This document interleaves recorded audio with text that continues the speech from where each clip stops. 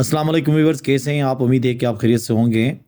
हम अक्सर उर्दू ज़बान में ऐसे जुमले इस्तेमाल करते हैं जैसे कि आप मुझसे क्या कराना चाहते हो, मैं आपसे ये मसला हल कराना चाहता हूँ, ऐसा लगता है कि वो यहाँ रह रहा है, ऐसा लगता है कि आज रात बारिश होगी।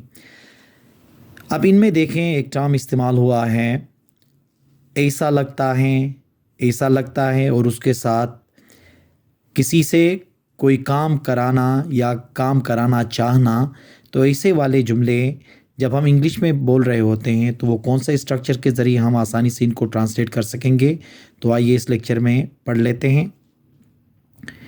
देखिए, ये जो फार्मूला है ये ऐसे जुमलों के लिए इस्तेमाल होगा जैसे कि आप मुझसे क्या कराना चाहते हो, क्या लिखवाना चाहते हो, क्या पकवाना चाहते हो, ऐसे जुमलों के लिए।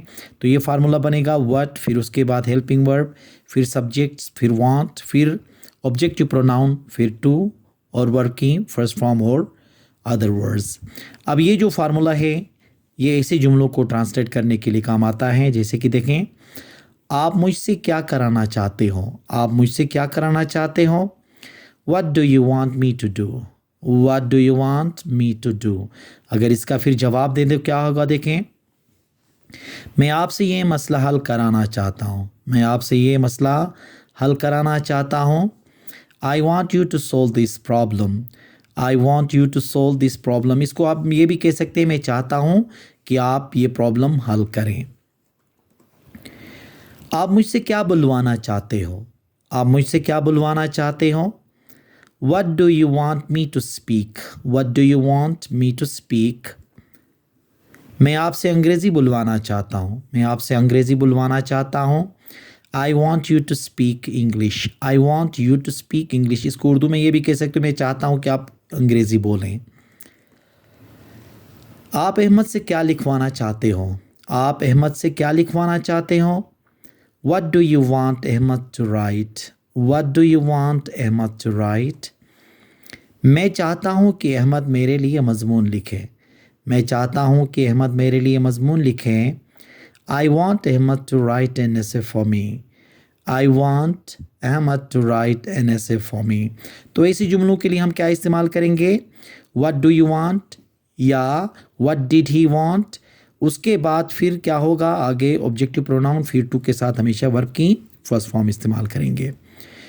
दूसरा जो स्ट्रक्चर होगा हमारा, ऐसा लगता है, कहने के लिए इंग्लिश में हम इस्तेमाल करते हैं it seems like that. It seems like that का इस्तेमाल हम ऐसे जुमलों के लिए करेंगे उर्दू में जिसमें हम ऐसा लगता है कहते हैं। जैसे कि इसका फार्मूला बनेगा, शुरू में इट सीम्स लाइक दैट लगाएंगे, फिर उसके बाद आगे हम सेंटेंस लगा लेंगे। वो सेंटेंस किसी भी टेंस का हो सकता है। जैसे कि ऐसा लगता है कि वो यहाँ रह रहा है, ऐसा लगता है कि वो यहाँ रह रहा है। It seems like that he might be living here. It seems like that he might be living here. ऐसा लगता है कि आजकल वो सख्त मेहनत कर रहा है, ऐसा लगता है कि आजकल वो सख्त मेहनत कर रहा है। It seems like that he might be working hard nowadays. It seems like that he might be working hard nowadays. यहाँ पे देखें, आजकल nowadays यहाँ पे मिस हो गया है, तो nowadays का इस्तेमाल आप कर सकते हो।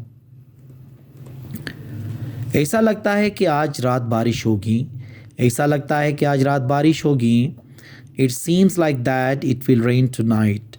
It seems like that it will rain tonight. तो ऐसा लगता है कहने के लिए क्या इस्तेमाल करेंगे हम, It seems like that का इस्तेमाल करेंगे। तो ऐसे जुमले हमारे रोज़मर्रा ज़िंदगी में बहुत ज़्यादा इस्तेमाल होते हैं। जब हम इनको इंग्लिश में बोल रहे होते हैं तो इन स्ट्रक्चर्स के ज़रिए हम आसानी से इनको ट्रांसलेट कर सकते हैं। तो आप इनकी इस्तेमाल कीजिएगा, प्रैक्टिस कर लें, इंशाल्लाह आपकी अंग्रेज़ी बेहतर होगी।